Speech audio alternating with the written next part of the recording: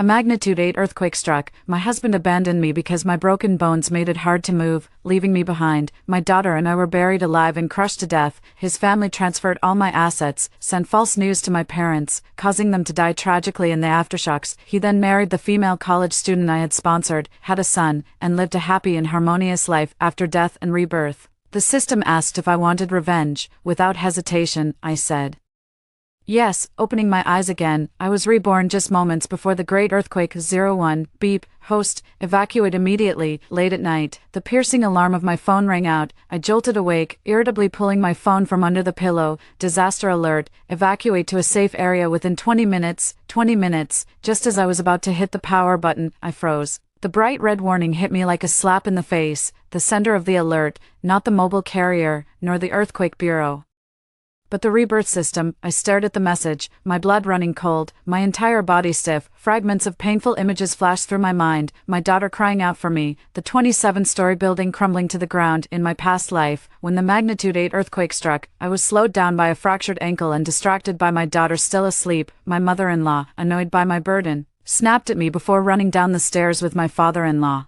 I grabbed my husband's arm, hoping he would help me, but he shoved me hard to the ground, cursing, "If you want to die, die alone, don't drag me down." He then pushed me aside and bolted, completely ignoring me and our daughter. I had no choice but to drag my 7-year-old daughter along, limping desperately as we tried to flee, but before we could make it down, we were crushed alive by falling debris, and my husband Lu Hao, along with my venomous in-laws, rejoiced after my daughter and I died. They not only seized all the assets my mother had left me, but also fed false information to my parents, causing them to die in aftershocks on their way here. Later, Lu Hao married a female college student I had once sponsored, and they soon had a son, living happily ever after. Meanwhile, my loving parents and my obedient daughter were forever buried beneath the ruins. These scenes appeared in my mind as clearly as a nightmare. I threw off the covers and limped to my daughter's room. "Henin, get up, put on your clothes." My voice cracked with panic, terrified that the tragedy of the previous life would repeat itself. "Hurry up, we're going to sleep at the park." Seeing my daughter get up, I quickly grabbed a few bottles of water and some biscuits and put them in my bag. Just then, my husband sat up groggily. "Honey, where are you and our daughter going in the middle of the night?" "Nothing," I replied dismissively. He frowned. "Crazy. What are you making noise about so late?" Then he turned over and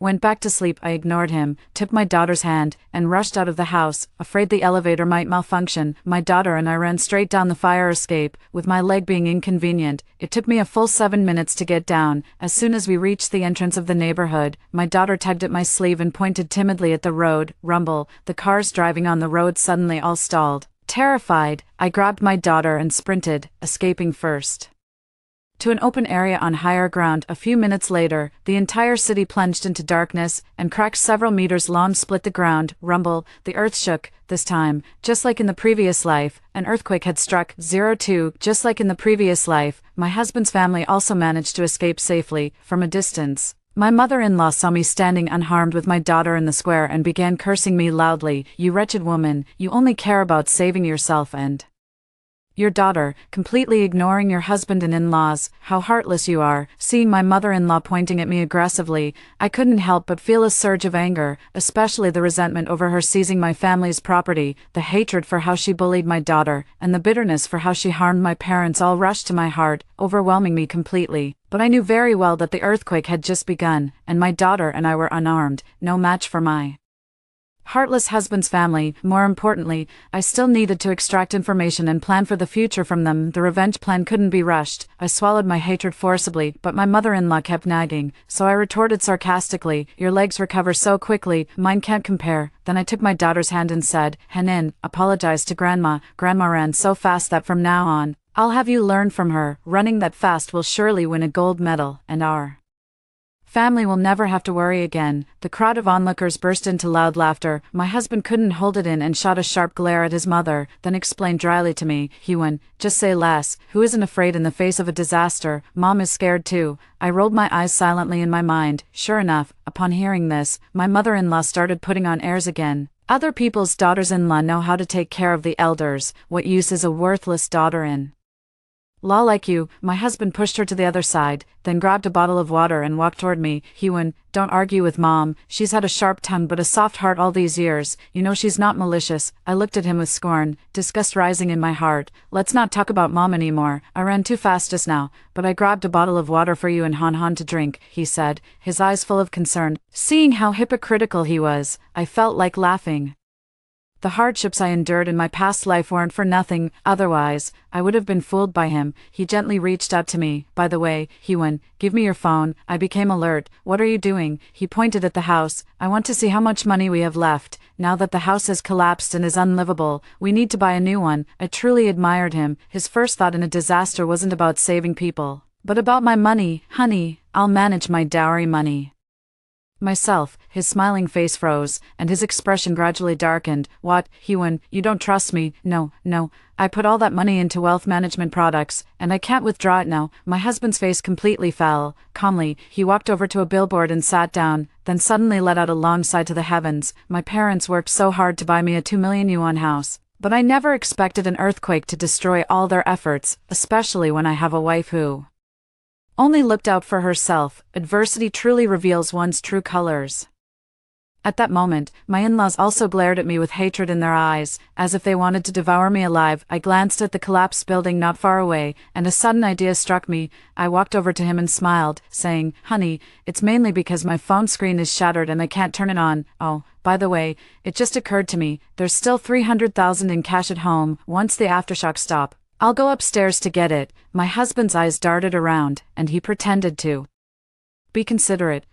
It's too dangerous for you to go. You stay here and take care of our daughter and your mother-in-law. I'll go upstairs to get it later." "Okay, honey, take care." 03 My husband excitedly went upstairs. My mother-in-law sat down next to me, staring at me for a long while. I was just about to open a bottle of water to drink when my mother-in-law suddenly shouted. He went, "Don't you dare drink my water," she screeched, then hugged the bottle to her chest, guarding it like a treasure. Everyone present turned to look at me, but my mother-in-law continued to warn me, "If you don't behave, I'll have my son divorce you." The moment I turned my back, "You sneak a drink of my son's water. If you drink it, what will my son have?" I really wanted to slap her across the face. "Mom, it's just a bottle of water. Is it really worth all this? I swear to God, I've been through so many hard times with your son, never complaining about his poverty or his lack of ambition, and now, not only is my dowry money being eyed by his mother, but even drinking a bottle of water gets me scolded. I must have been blind in a past life." I clenched my fists tightly, holding back the urge to lash out. At this moment, I still shouldn't reveal myself too early, lest I lose control. The daughter beside her pouted. "Grandma, Mom will die of thirst if she doesn't drink water. Why won't you give her any? Mom is a good mom." "But you're a mean grandma." The mother-in-law's face turned red from being scolded, and she didn't even know how to retort. She picked up the water and walked to a spot farther away from me, watching her sit 10 meters away to drink alone. I quickly pulled out my phone from my bag and secretly dialed my dad's number, calling nonstop until it finally connected. "Xiaowen, I just saw on the news that your city had an earthquake. Are you and Henin okay?" "Dad, I'm fine. We're both okay." I quickly reassured him, thinking back to my past life. On the day of the earthquake, my mom, who was in a neighboring city, couldn't reach me and called my husband. He actually lied to her, taking advantage of the fact that I was injured and in urgent need of money for treatment, saying that the aftershocks in our city had stopped. Worried about me, my mom drove over to bring him money, only to encounter a violent aftershock. Ultimately, both of them died tragically. Meanwhile, my husband and his family were all alive and well, freely spending my dowry money and the life-saving funds from my parents' car. Now that I have been reborn, my father in the neighboring city is still safe for now. A wave of bitterness surged in my heart. I quickly held back my tears and warned myself to stay clear-headed at all times. There must be no accidents. I have to survive so I can methodically deal with this family of vampires. "Mom, I'll transfer 500,000 yuan to you later through mobile banking. Remember, after you receive the money, deposit it in your name." After hanging up, I quickly transferred the money to my mom's account. My mother-in-law was still sitting nearby, completely unaware of my actions. I pretended to fiddle with my phone, but secretly opened the home surveillance, and watched as my husband opened door after door in the house, searching for the 300,000 yuan in cash I had mentioned. I let out a cold laugh. That 300,000 yuan was never real to begin with. I just doubted he would find it before the aftershock hit. Sure enough, 5 minutes later, the aftershock came.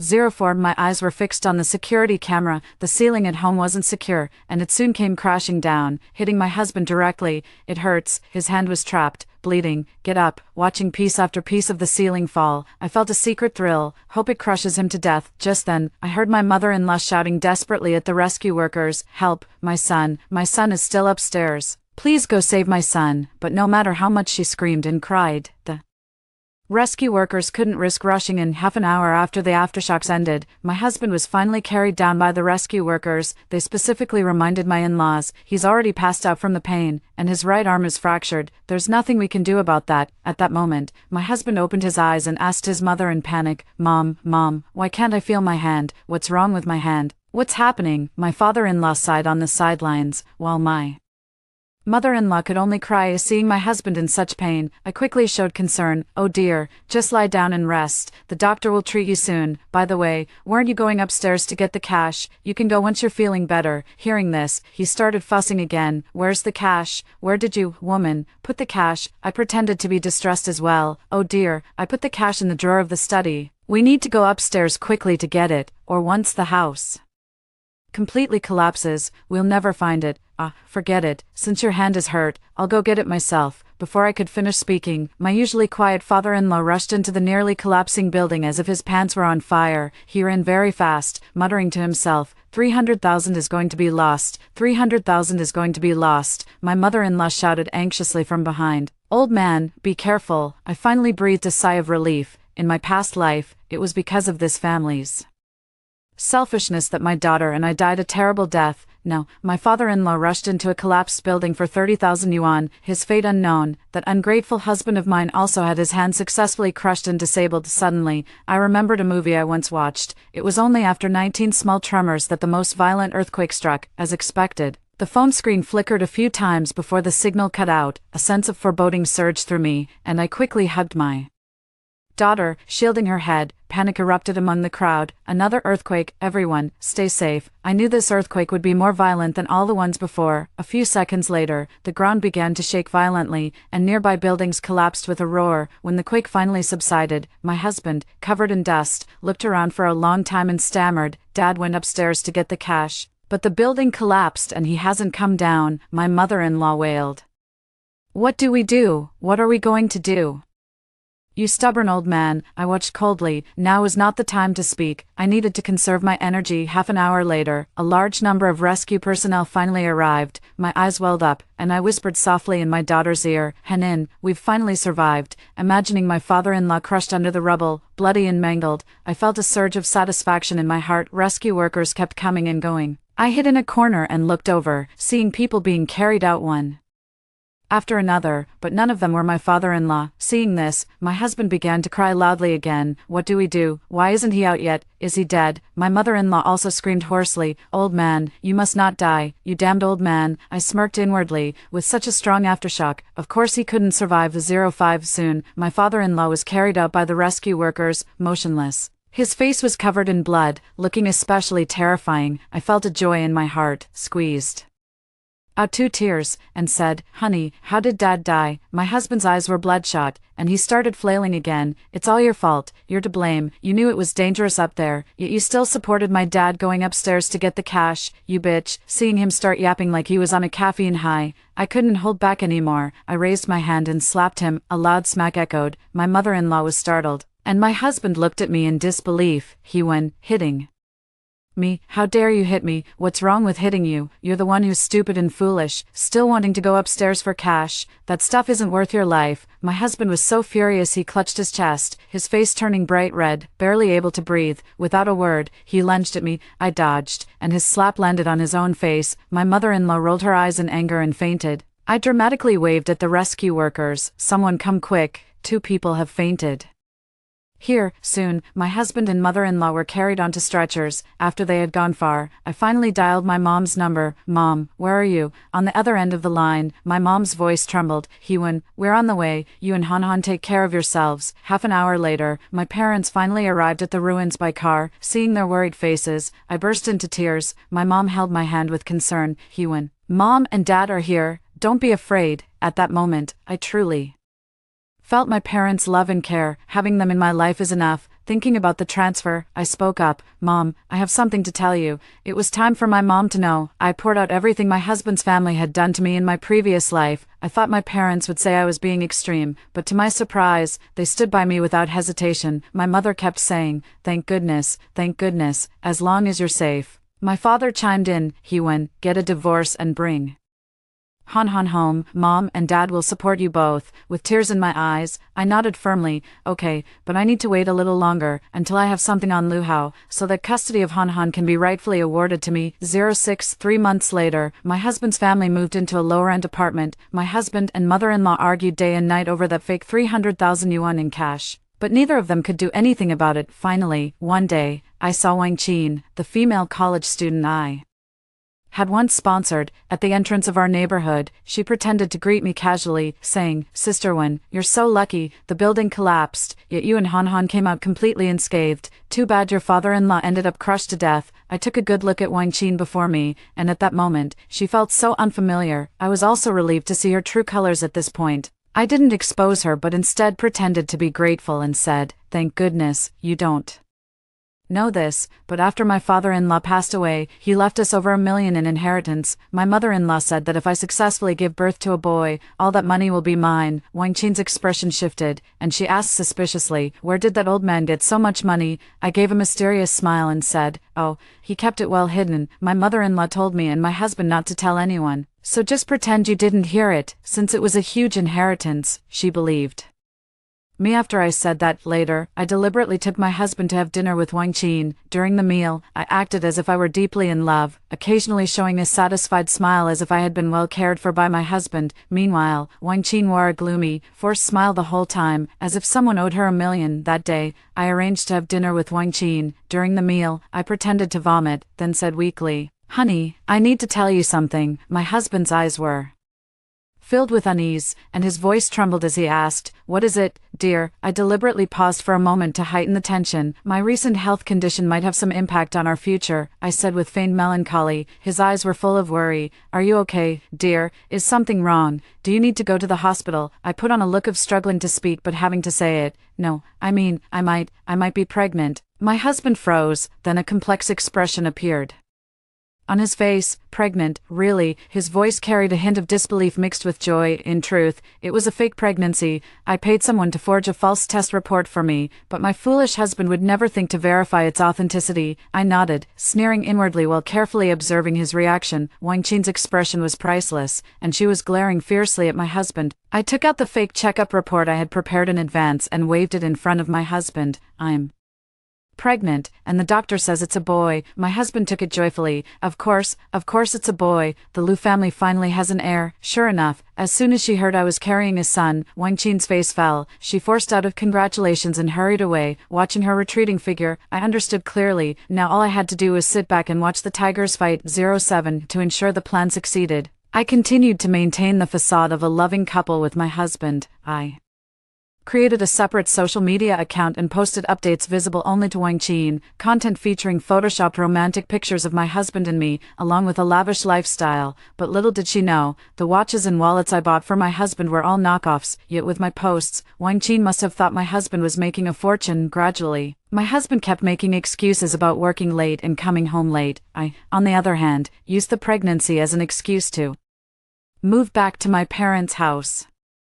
During this time, I spared no expense in hiring someone to take photos of Wang Qin and my husband coming and going from various hotels. As the days passed, Wang Qin's belly gradually began to swell. I understood that she could no longer hold back. She resented me for having a wealthy life, for being cherished by my husband, and for carrying a son. She believed that all of this should have been hers, and that I was merely a substitute. Under her own orchestration, the grand drama finally began.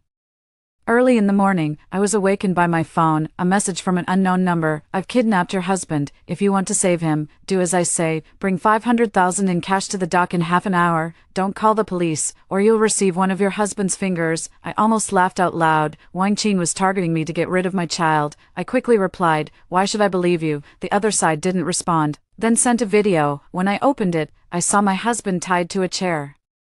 blood around his mouth. Looking pitifully at the camera, I pretended to be panicked and replied, "Please don't hurt my husband, I'm coming right now." The other side didn't reply. I quickly called the police, put on a life jacket under my coat, and pretended to nervously head out with a box of newspapers. If I wasn't mistaken, Wang Qin had arranged to meet me at the dock to push me into the sea. She wanted to silence me. I swiftly hailed a taxi and rushed to the prearranged spot. The police were already lying in ambush nearby. There was no one at the meeting point, so, pretending to be anxious, I sent a message to the other party. "I'm here, where should I leave the money?" Soon, a reply came back, "Put the money on the reef to the north, then stand still, otherwise, I'll kill your husband." I quickly headed north. As soon as I set down the box, I heard a rustling sound behind me. Then someone suddenly appeared and gave me a hard shove. My body flew forward lightly, and with a splash, I plunged into the sea. Just as I struggled to surface, 2 large rocks slammed into me. The pain overwhelmed me, and I couldn't stay afloat. Wang Qin's sharp eyes fixed on me. "Ha, Hewen,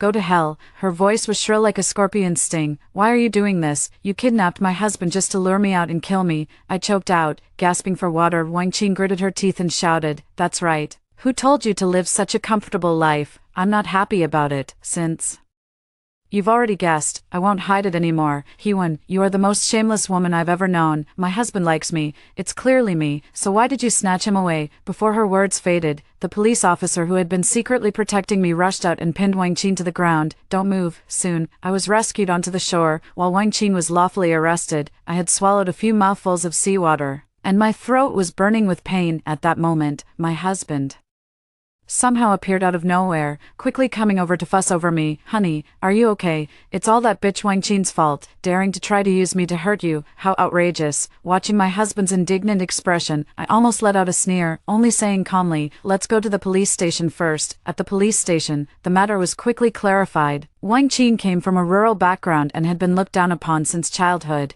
It wasn't until I sponsored her that she was able to complete her education. In her world, I became synonymous with wealth, respect, and happiness. Seeing that I had a happy family, jealousy grew in her heart, slowly turning into hatred. Why should I, who is older and less attractive than her, live a better life? Jealousy grew like a malignant tumor. In the end, in order to be with her husband Lu Hao, she decided to get rid of the child in my womb. She lured me out with the intention of killing me outright, as long as she could make me disappear from this world. She could eliminate her biggest worry and win back my husband. Why not? Having committed such a heinous crime, I believe a heavy price awaits her. Unfortunately, my husband was released from the police station soon after, as there was no actual evidence of a crime. Not long after, I filed for divorce. My husband refused to agree, crying and kneeling on the ground, holding my legs and pleading, "Good wife, what mistake did I make that you would cruelly abandon me? Is there someone else?" My mother-in-law, pushed to the edge, knew that my daughter was my weak spot. She pointed at my nose and cursed, "Divorce? Fine, but you're the one at fault, so you must leave with nothing. Henen's custody belongs to us, and hand over the 300,000 in cash you lost before. Otherwise, don't even think about getting a divorce." I curled my lips into a smile. "Leave with nothing? Fine, then let's meet in court." 09, 3 months later, in the courtroom, I was dressed in a black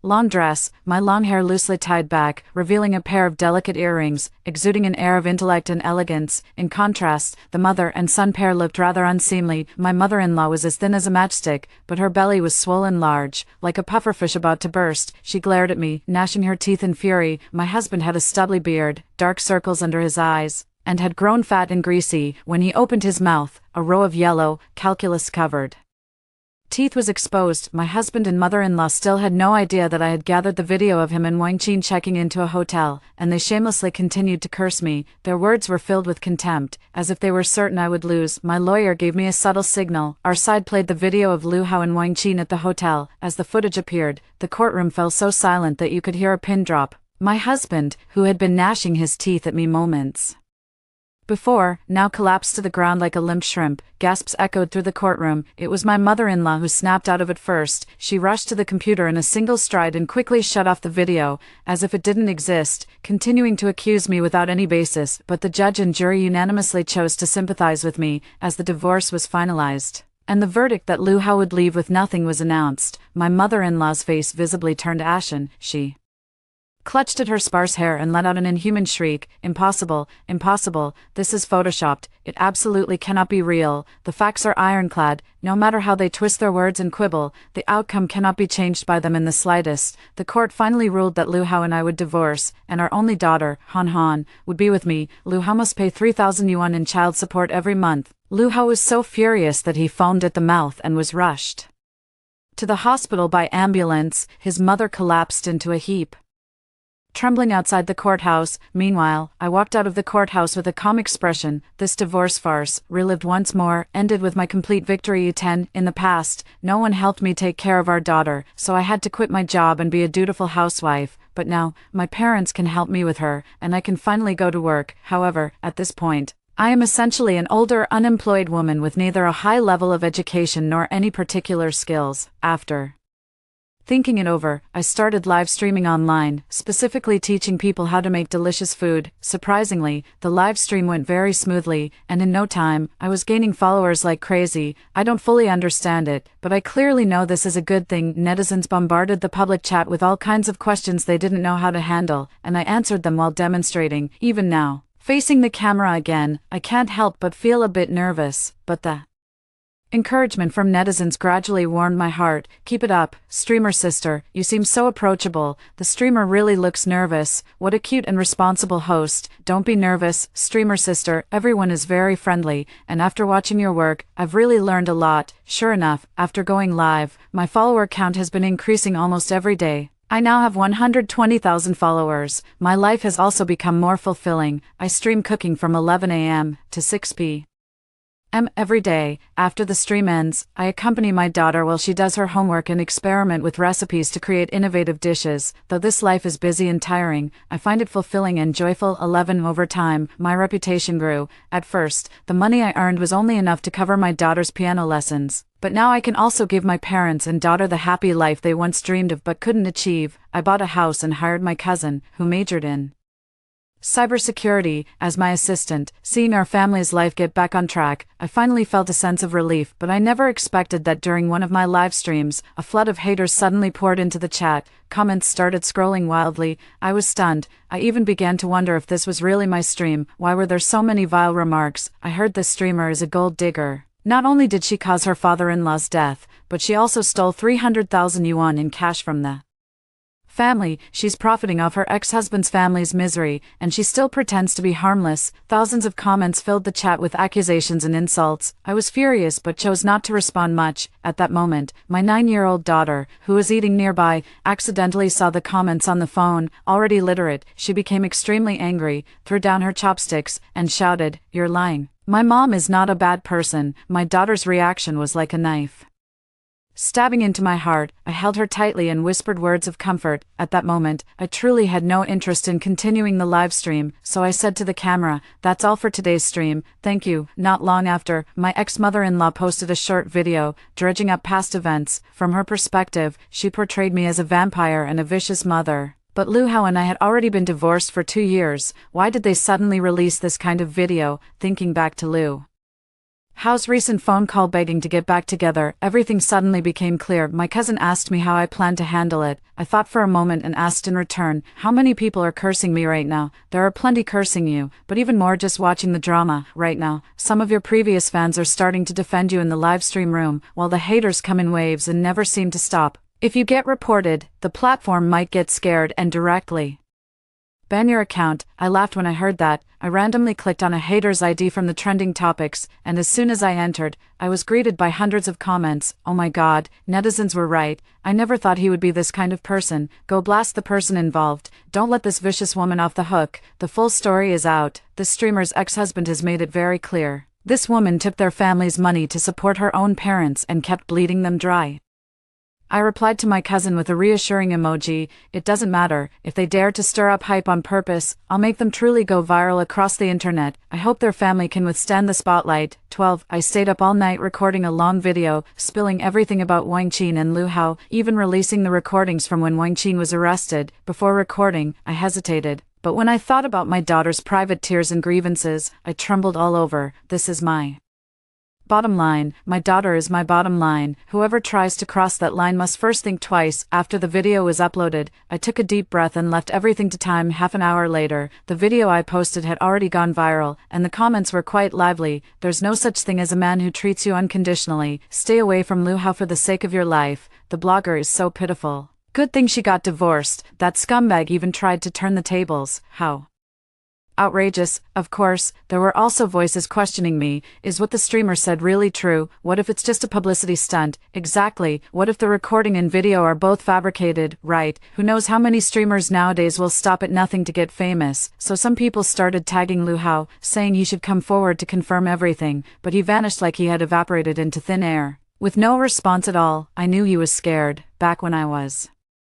just an ordinary person, I couldn't do anything to him, but now it's different. I can sue him for defamation, I can make him famous, I can send him to jail, and make his whole family pay the price. My daughter poured me a glass of water and asked if I was okay. I patted her head and smiled, telling her, "Mommy's fine," but she seemed to understand so much, hugging me tightly and saying, "Don't worry, Mommy. Henin is grown up now and can protect you." I felt her warm little body and her soft fuzzy hair, and suddenly my eyes stung. Moonlight quietly streamed in through the window, and little by little, two hearts began to melt. Soon after, Lu Hao called me. This time, his tone softened as he said to me, "Hewen, would you be willing to get back together with me? If we reunite, I'll ask Mom to release a clarification video. From now on, you can stream and make money, and Mom and I will help you out. All those videos we posted were just a joke with you. I promise I'll never look for other women again. I'll be devoted to you and Han Han."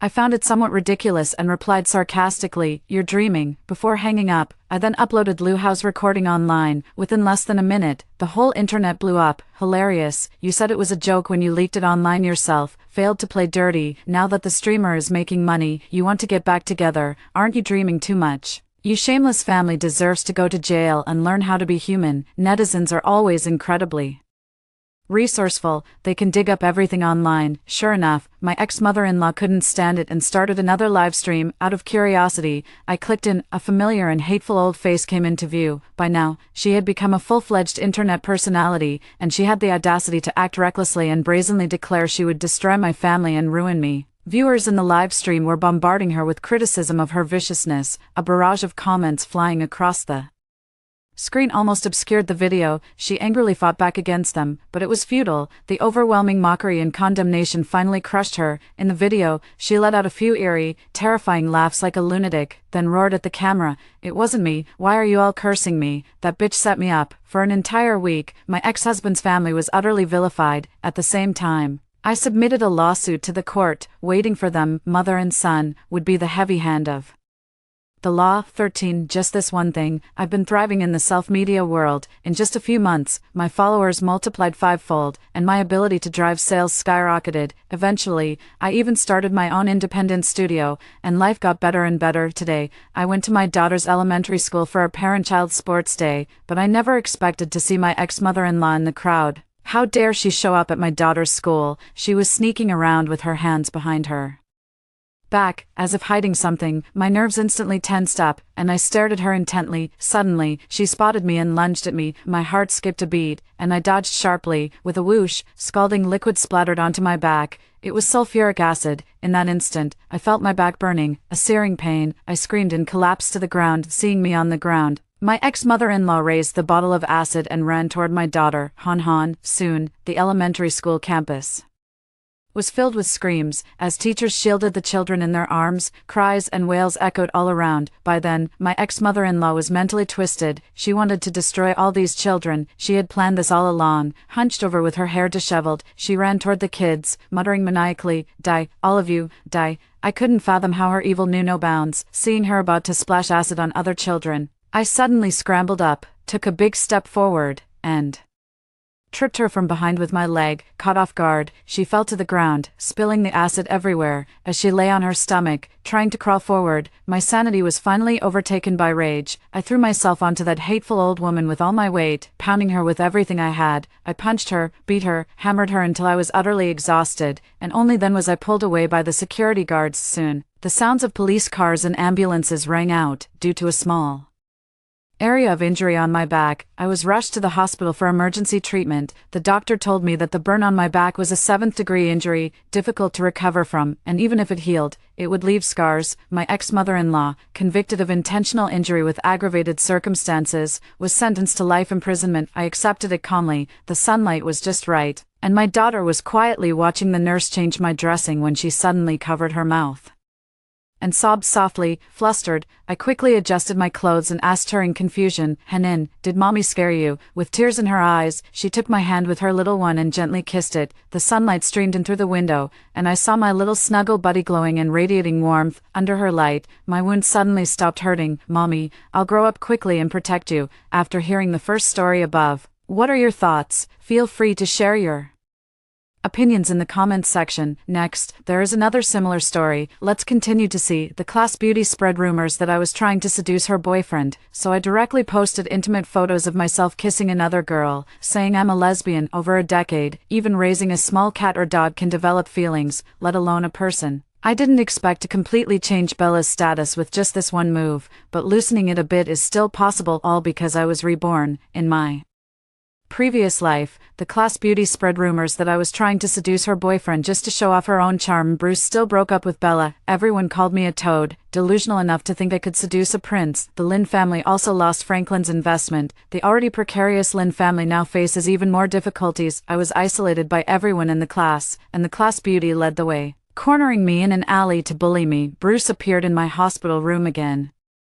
When I finally managed to break free from them and run home, I was caught by thugs waiting at my doorstep, ultimately tortured to death and thrown into the sea. A few small-time thugs were reported to be connected to Bella's disappearance. When I opened my eyes again, I found myself reborn to the moment just before the class beauty spread rumors about me seducing her boyfriend. In the end, the group who had just been released from prison were locked up again, and their leader, for instigating the crime, faced an indefinite extension of his release date. This time, I prepared in advance, vowing to make the class beauty pay the price this time. However, they weren't so lucky. They were unfortunately placed in the same cell as the most vicious criminals in the prison. They suffered daily torment and, within 2 years, all of them had died. The revenge is over, and my deal with the evil god has come to an end. The other party has completely vanished, although I traded 10 lifetimes worth of good karma for this. I am still grateful to the evil god for giving me a chance at rebirth. When Bella appeared before me again with a stack of photos, just like in my previous life, her face was tear-stained as she questioned me with extreme sorrow. It even saved me at a critical moment, though that was part of the deal from the very beginning. 1 rebirth plus 3 life-saving talismans. Nicole, I considered you a friend, but you clearly knew Bruce was my boyfriend. Why did you deliberately try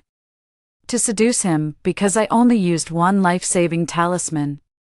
The evil god actually returned one of my merits after the deal was concluded. In my previous life, Bella did the same thing, suddenly confronting me with a stack of intimate photos, leaving me speechless and unable to defend myself. It says that with this merit, although one may not be wealthy and noble in the next life, they can still live a peaceful and joyful life. From then on, I was labeled as a toad lusting after a swan's flesh. My classmates freely insulted and mocked me, calling me a green tea bitch, a white lotus. From this perspective, it seems this evil deity isn't entirely evil. No one at school was willing to talk to me anymore. I was isolated by everyone and developed severe depression. Bruce and I ultimately did not end up together because of taking large amounts of antidepressants and hormonal imbalance. My body started to gain weight, and my face became covered in acne, which made my classmates despise me even more. There are no perfect people in the world. Strengths and weaknesses always depend on how one chooses to weigh them, but when it comes to Bruce, I can't view him rationally. I began to fall into an endless cycle of self-doubt and negative spirals,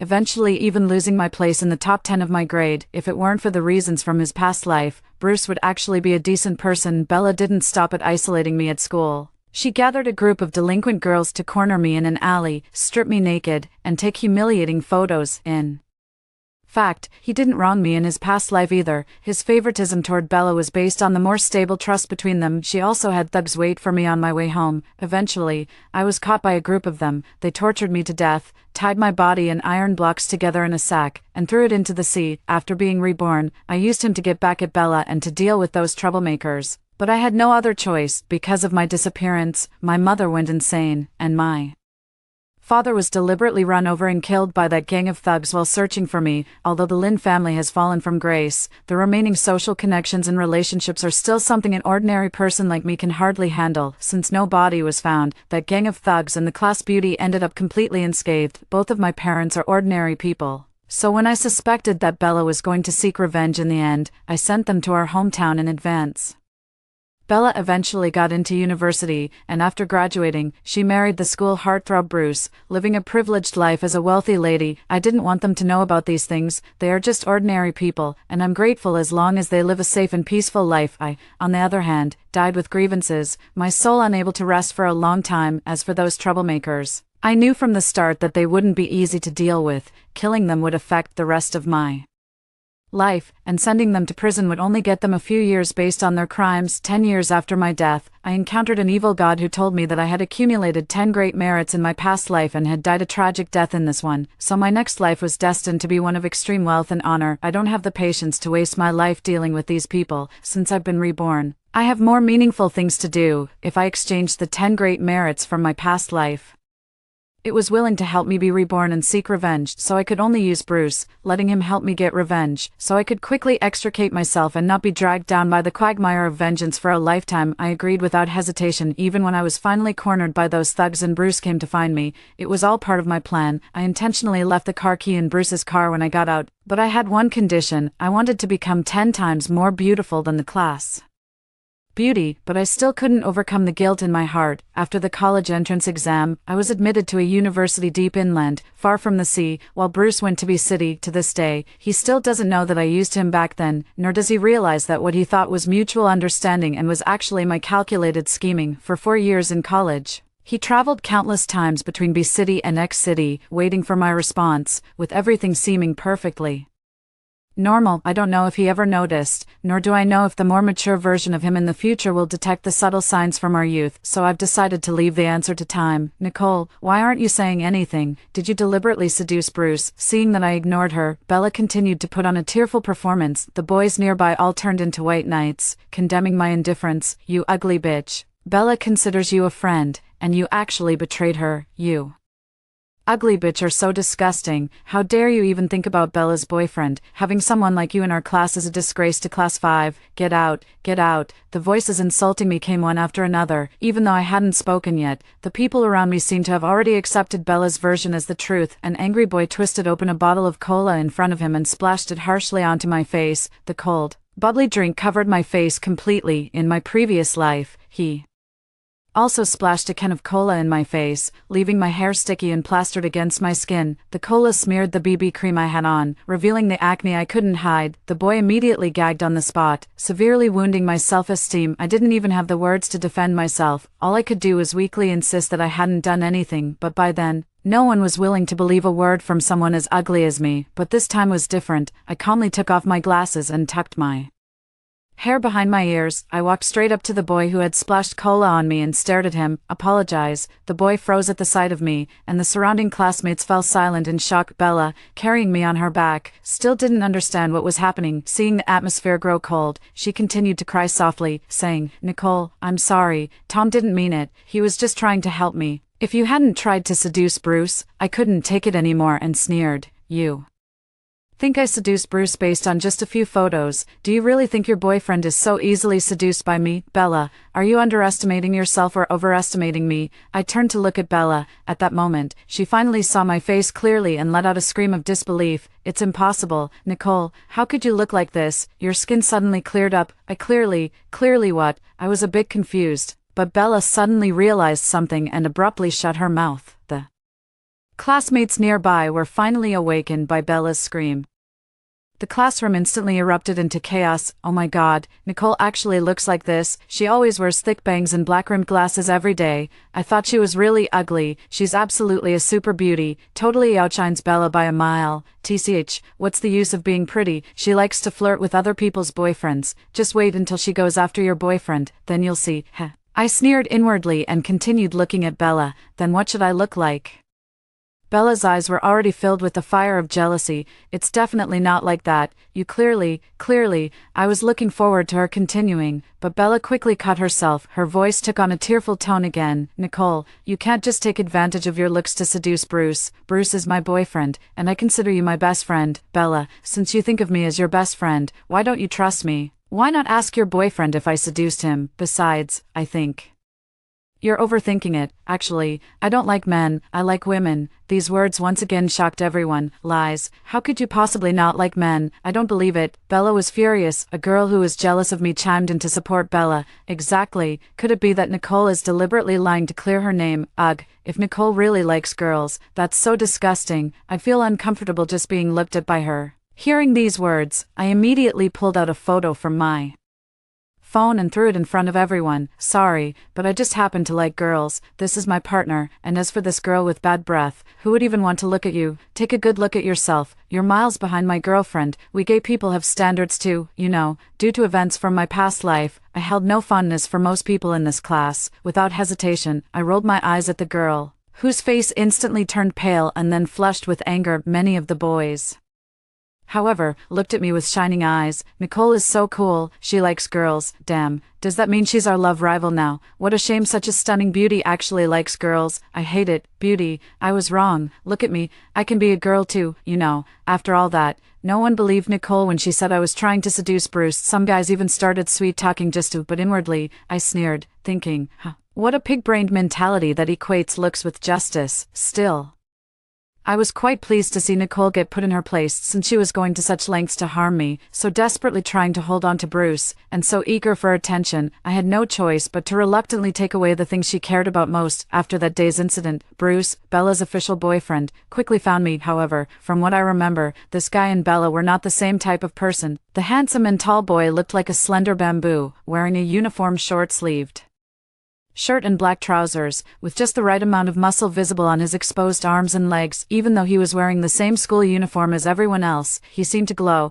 His face was just too good-looking. No wonder Bella went to great lengths to keep Bruce by her side. He came from a good family, excelled in his studies, and was responsible. In my past life, my soul was bound to Bella, so I knew everything about the two of them. Bruce is so outstanding, while Bella is average in every aspect except for her looks, and she's even a murderer, yet Bruce remains completely devoted to her. This is only because Bella and Bruce were neighbors when they were young, back when Bella's family hadn't fallen into decline, and the two of them were childhood sweethearts. In Bruce's heart, Bella has always been the little girl who followed behind him, calling him big brother, innocent, kind, pure, and harmless. In my past life, Bruce never harmed me, nor did he distance himself from me because others spoke ill of me. He simply treated everyone who wasn't a friend with equal indifference. But I had once turned to him for help, accusing Bella of her bullying behavior in front of him, yet Bruce didn't believe me either. In his heart, Bella is pure and kind. Though she might be a bit willful at times, she would never harm anyone. Then, in this lifetime, I will personally shatter the facade Bella has put up in front of him. Bella, everything you care about, I will take it all away. Bruce's voice carried the unique coolness of a young man, and it didn't change just because I had become prettier. His attitude remained the same as before. He simply apologized to me sincerely. Nicole, I'm sorry. I didn't know Bella would misunderstand. I've already explained it to her, and she said she would apologize to you. I pretended to be understanding and said, it's okay, Bella is also a good friend of mine. I know she's just being overly suspicious because she cares about you so much. When I think about how she doesn't even trust you, I, as just a good friend, suddenly feel relieved. Upon hearing my words, Bruce's furrowed brow relaxed a little. However, I then changed my tone and added, and this time, since I've come out publicly, Bella probably won't be so suspicious anymore, but I really don't want to deceive everyone like this. Let me tell you a secret, I'm not actually gay. After hearing what I said, a ripple of emotion finally appeared in Bruce's calm eyes. Understanding the confusion in his eyes, I continued, you know, Bella is my only friend. Before, my classmates thought I was aloof and didn't want to hang out with me. If it weren't for Bella, I wouldn't have any close friends even now. So I'm really scared that Bella might overthink things and stop being my friend. At the time, I had no other choice. Bruce, could you please keep this a secret for me? After saying this, I pretended to look a bit dejected but then forced a bright smile. Seeing my smile, Bruce froze for a second, watching Bruce turn and leave. The corners of my lips curled slightly, those in high positions, having been there for a long time, grow accustomed to looking down from above and to dispensing pity. That's why Bella disguised herself as the very person Bruce most wanted to protect in my previous life, during the years after my death. I was trapped by Bella's side and came to understand Bruce's emotions quite well. Bruce appears to respect everyone equally. But in reality, he is distant and indifferent, so he didn't actually like Bella that much. He was just used to exerting his protective instincts as someone in a higher position. At the same time, Bruce was hard to approach, so it had to be used wisely. The afternoon Bruce met with me, Bella stopped me in the classroom. Her eyes were red. Clearly she had been crying before coming to find me. "Nicole, you still say you didn't seduce my boyfriend, then why were you together again today?" This time I could tell Bella was genuinely a bit heartbroken and panicked.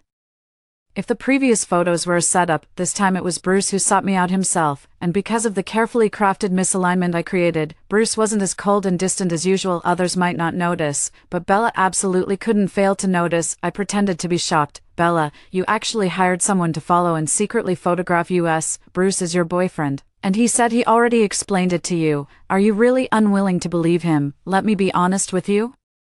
Bruce came to me to apologize. "That time before, he was just asking me about you. We're good friends. Why won't you trust me?" I tried my best to put on an expression of being deeply hurt, and my disappointed and heartbroken look indeed won me quite a few sympathy votes. Ever since I took the opportunity to reveal my face last time, I took off my thick-framed glasses and combed my heavy bangs up into a high ponytail, making me look clean and pretty. Sometimes you really have to admit that beauty is indeed a powerful weapon. Like now, seeing Bella causing trouble for me again, many people around are speaking up for me. "Bella, Bruce has already clarified that Nicole didn't seduce him. They are just simple classmates. Now you're still bothering Nicole. I think you're going too far." "Exactly. Rather than worrying about Nicole seducing Bruce, I actually think it's more likely she'd be interested in you. After all, the gender gap isn't something easily crossed." Watching my classmates chattering away in my defense, even though some of them didn't bully me in my past life, they chose to remain silent when Bella bullied me and even isolated me to avoid trouble, so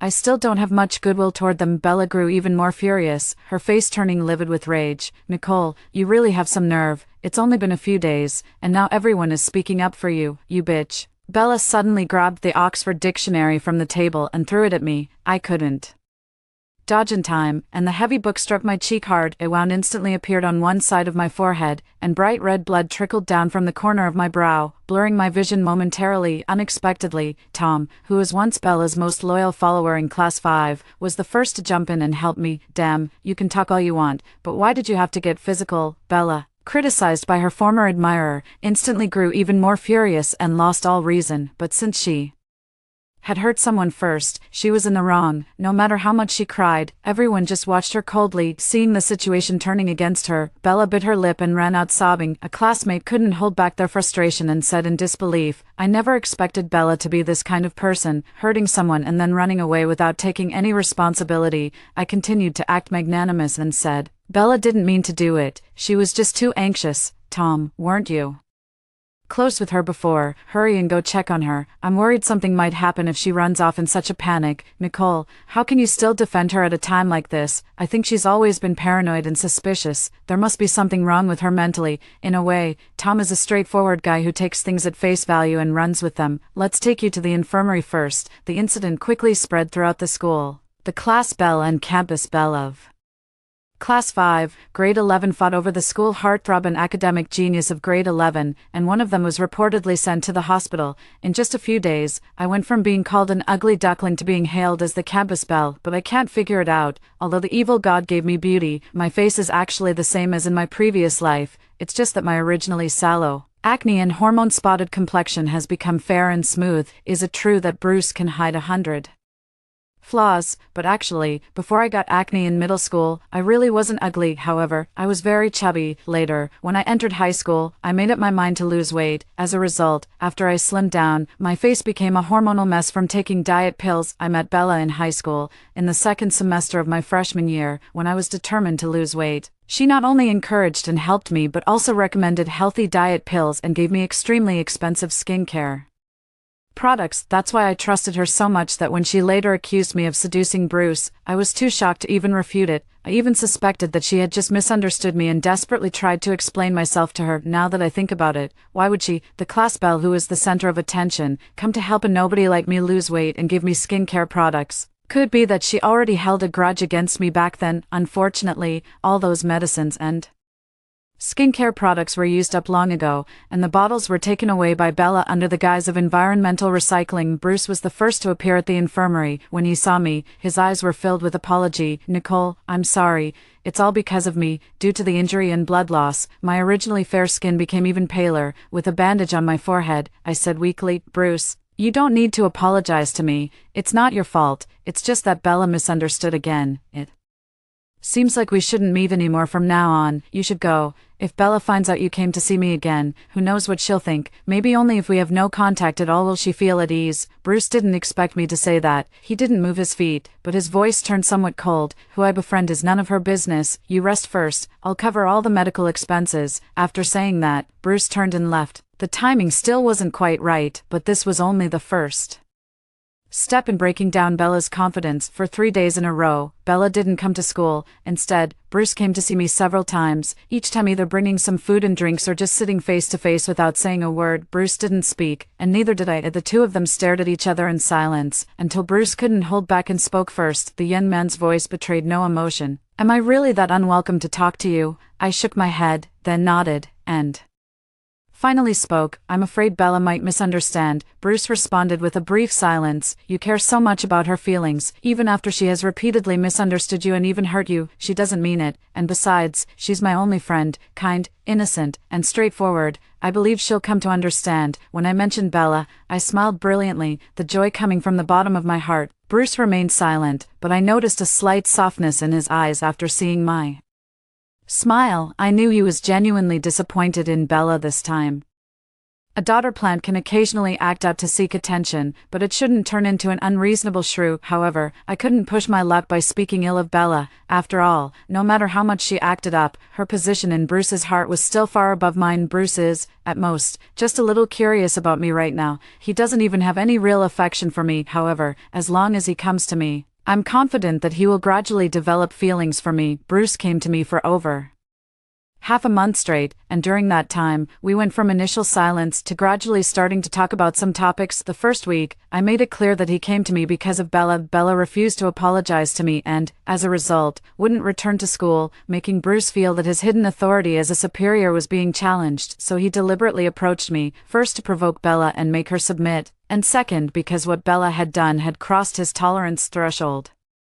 Bella's extreme paranoia and the possessiveness she showed toward Bruce were not qualities befitting a future daughter-in-law of the wealthy Franklin family. Bruce might be taming Bella, and also giving her a chance, an opportunity to become Franklin's daughter-in-law, but it seems Bella is about to miss it. How pitiful, she's been longing for that chance. The second week, Bruce and I got along better and better. After deeper conversations, Bruce realized that not only did we share the same interests, but our personalities also clicked. For example, we both love history. We talked from ancient times to the modern era, from historical legends to unofficial anecdotes, from a powerful emperor to a name that appeared only once in a history book. Yes, Bruce, a science student, surprisingly loves physics the most, even though his report card shows such balanced grades across all subjects. But in my previous life, I had already discovered that the history books in the most obscure corner of Bruce's study actually showed the most signs of being read. For example, Bruce, like many young people, also enjoys esports. In my previous life, as a ghost, I was so shocked when I discovered Bruce watching esports matches on his private computer in his study,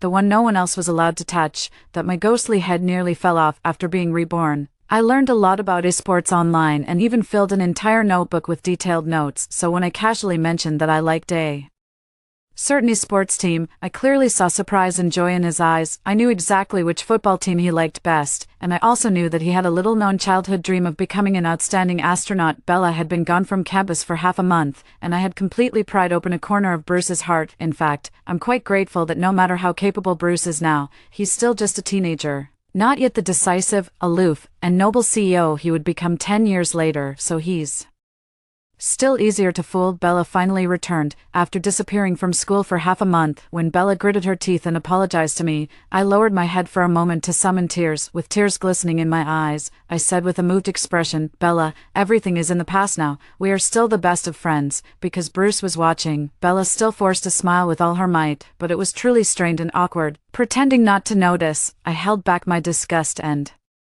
took Bella's hand, saying, "Bella, you haven't been to school for the past 2 weeks, and you've fallen behind in your studies. Let me help you catch up." Bella grabbed my hand tightly, and I felt a bit of pain, but she quickly let go. "Thank you, but there's no need. I've been studying on my own at home these past few days." After Bruce left, Bella finally flung my hand away. Her eyes were filled with disgust. "Nicole, what are you? You think you're worthy of being my friend? I only ever kept you around as a foil. I never thought you, a mere dog, would dare bite your master. Let me tell you, you disgust me the most. You're nothing but an ugly, lowly rat. The first time I saw you, I almost threw up, you know." Bella laughed with cruelty and contempt. Even though I already knew what she was like, I still put on a shocked and hurt expression. "What, Bella, is this really how you see me? So you never actually considered me a friend? You used to say we had a special connection. That's why you wanted to be friends, encouraged me to lose weight, and gave me skincare products. Why would you treat me like this? That time you accused me of seducing Bruce, were you doing it on purpose?" Bella laughed triumphantly. You finally get it. How could Bruce ever be interested in someone like you? For someone like him, even a glance in your direction would be an act of charity. Yes, I did it on purpose, just to get Bruce's attention, but so what? He still trusts me, loves me. Do you really think he came looking for you these past few days? It was only to make me jealous. And by the way, do you know why you developed that hormonal face? Because the weight loss pills and skincare products I gave you were laced with banned substances. You fool. Bella laughed at me loudly. I covered my face and lowered my head, crying, but in reality, my nails were nearly digging into my palms. Tears streamed down my face in large drops, making me look utterly heartbroken. But under my breath, in a voice only Bella could hear, I said, "Oh, really? Yet it's someone like me, a worthless piece of trash in your eyes, that you've schemed against and treated as a serious threat, and it seems the Bruce you care so much about might actually have feelings for me, since you've accused me of seducing him. Why don't I just go ahead and do it for real? You, bang." The moment Bella pushed me, I pretended to struggle, letting her momentum send me stumbling backward. Bruce still considered Bella's dignity and didn't demand she apologize in front of the whole class. Instead, he arranged to meet in the stairwell of the lab building, near what could be considered Bruce's secret spot. I had noticed the camera in the stairwell corridor earlier, and I had deliberately provoked Bella just now. The pain of falling down the stairs was nothing compared to the suffering I endured in my past life. However, when I fell, the back of my head still got injured and started bleeding on the spot. I immediately felt that this bitter flesh scheme might have been too reckless. I even worried that I might actually die. Fortunately, at the critical moment, a phantom of a woman with long hair appeared and infused power into my body. Feeling the power of the evil god, I finally felt relieved and passed out. When I woke up again, I was in a hospital room. I had been unconscious for a full week, during which I was transferred from the intensive care unit to a general ward. Seeing the blood on the ground, Bella ran away immediately. I was told that I was found by a teacher who was on his way to the laboratory. If he hadn't called an ambulance in time, I would have already bled to death. Surprisingly, Bruce was sitting by my bedside. He looked full of guilt at that moment. "Nicole, I'm sorry. If I hadn't forced Bella to come and apologize to you, I don't think this would have happened to you. I've already reported it to the police." "But Bella probably didn't mean to push you intentionally," she explained at the police station. "That you deliberately provoked her at the time. I'm not questioning you. I just want to confirm with you, is what she said true?" My eyes were filled with pain. Tears streamed down my face as I shook my head slightly. "No, I don't want to talk about it. Bruce, please go back. Let me be alone for a while." I turned my back to Bruce and ignored him. Bruce felt a pang in his heart. One was a girl he had known for over a decade. The other was a girl he had met just over half a month ago, yet they connected so deeply that she was the first to truly move him. He really didn't know whom to believe. Bruce still left, quietly and without a word, his back looking lonely. Bruce's reaction was within my expectations. After all, Bella was his childhood sweetheart, someone he had known for over a decade. She never expected to make Bruce completely dislike her in just one attempt. After all, these aren't just objects. They're living, breathing people, and emotions are inherently complex and varied. But Once the seed of doubt is sown, it can never be uprooted. The reason Bruce came to ask me was probably because he already had the answer in his heart. If he truly believed Bella, he wouldn't have come to confirm with me. I was very confident in my acting in the hallway that day. After all, who would believe that a girl who looked so heartbroken in a small surveillance video would still have the time to provoke someone else? And Bella. She was the first to get angry, and she was the one who stomped and pushed. Even if the surveillance footage doesn't capture sound, it's focused on Bella, and there are plenty of experts in lip reading these days. It's not like I forced her to say those things, but we still need to add fuel to the fire. I won't let go of anyone who hurt me and my parents in my past life, because I was a minor, and Bella pushing me down the stairs was not intentional but an accident. In the end, Bella was only given a verbal warning by the police and was made to cover all my medical expenses during my hospitalization, along with compensating me with a sum of money. The Lynn family hired a top lawyer, and I settled. What else could I do? Bella wasn't going to jail anyway, although the Lynn family had declined. A starved camel is still bigger than a horse. Besides, Bruce and Franklin behind him wouldn't just stand by and let Bella go to prison. Nicole, I'm sorry. I know why Bruce is apologizing. It's okay. I understand. I genuinely considered her a friend before, and even though we can't be friends now, even though she deliberately added banned substances to my diet, pills and skincare products, I don't want her life to be ruined because of this. I'm willing to forgive. Bruce looked even more guilty upon hearing this, his eyes glistening with tears as he looked at me. Nicole, Bella and I have broken up, and from now on, the Franklin family will have no further dealings with the Lynn family. Although she hurt you this time, I let her go only because of the bond we shared growing up. I believe she won't dare to do it again. It seems like Bella herself was quite frightened this time. I pretended to agree, but inside, I sneered. How could that be possible? I never expected that Bruce, who would later become so decisive and ruthless, could still be this naive at this moment. Well then, this time, I'll make sure everyone sees Bella's true colors clearly. Nicole, actually, I wanted to say that Bella and I broke up. Do you feel a little happy? The tall young man stammered for the first time. Actually, I have feelings for you. I stopped him. Bruce, can we not talk about this right now? I just lost a friend, and I really don't want to focus on anything else. Bruce remained silent for a long time before slowly saying, all right, then get some rest. We can talk about other things another time. Then I'll go first. You rest well. As Bruce turned to leave the hospital room, I still called out to him. But Bruce, could you come and keep me company